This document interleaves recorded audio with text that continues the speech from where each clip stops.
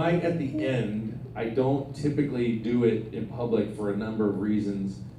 A, because I feel like an idiot when I'm doing it, and B, I'm in the middle of recording Super, and the more voice acting I do out here, even the more talking, the more I can, and it's actually kind of a strain. But I will try to do something maybe at the end of the thing, if you can come up with a good, tasty line, because I don't have any of them memorized. But thank you. I can do a little bit of the King Kai right now with that. Thank you very much. I appreciate it. And quick line back, okay. And I'm buying you a coffee later. No, I'm teasing.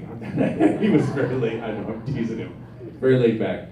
I wish I was that laid back as a kid. Hi.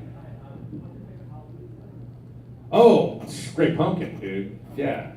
It was on I caught the tail end of it in my hotel room, just the other night, night before last. I was Linus is doing his big speech about how when he comes back, Great Pumpkin. Yeah, Great Pumpkin, definitely. Well, that and Nightmare Before Christmas. Because Nightmare Before Christmas is probably one of the last great masterpieces of the 20th century. Because you don't see stop motion. I mean, that thing is just an unbelievable masterpiece. Yes? What do you think of Goku Black?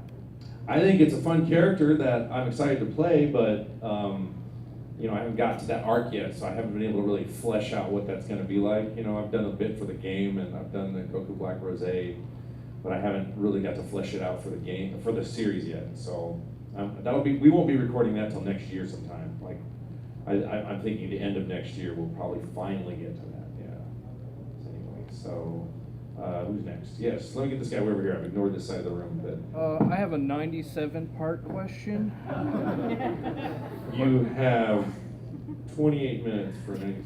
I was wondering if you do anything special, either warm-up or activity to help take care of your vocal cords. For me, taking care of your voice, for those of you aspiring voice actors, is all about technique when you're working.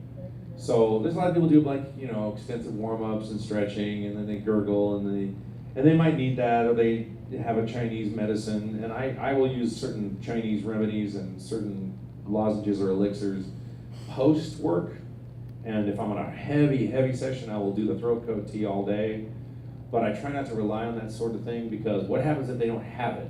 Or what happens if and if it causes any performance anxiety, oh, I gotta have my tea, oh, they don't have my tea, oh, I don't know if I do it, and then it manifests itself and unconsciously, and then you're not able to perform at the level that you want to perform at.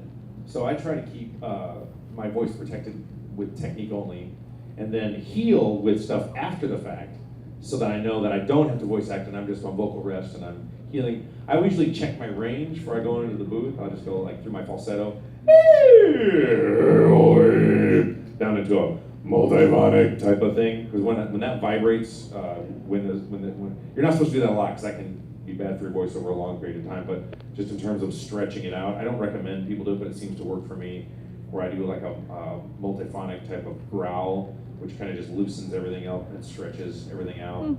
And I find I have to do more diction warm-ups than I do vocal cord warm-ups, because diction gets soft, and so I want to do a lot of enunciation exercises or whatever.